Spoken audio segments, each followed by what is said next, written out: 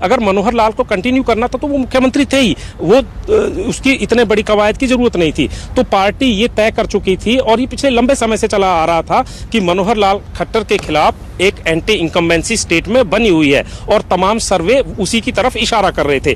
तो ये बदलाव करना तय था, लेकिन इस बदलाव करके फायदा उठाना है। जो सवाल आपका दूसरा था कि इस बदलाव से भारतीय जनता पार्टी ने फायदे क्या ढूंढे। देखिए, हरियाणा की पॉलिटिक्स दरअसल जाट वर्सेस गैर जाट में चलती है और ये एक संयोग कहिए, प्रयोग कहिए।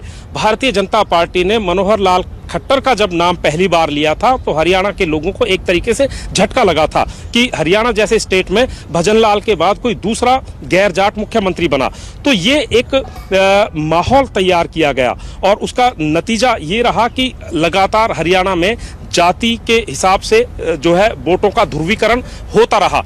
ये होता रहा है पहले से भी, लेकिन उस ध्रुवीकरण का फायदा भारतीय जनता पार्टी ने उठाया।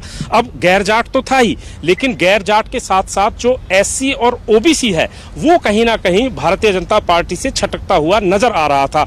लिहाजा उसकी भरपाई करने के लिए नायब सिंह सैनी को पहले अध्यक्ष बनाया गया। देखिए, ओम प्रकाश धनखड़ अध्यक्ष थे, वो जाट समुदाय से आते थे, उनकी जगह ओबीसी का पहले अध्यक्ष बनाया गया।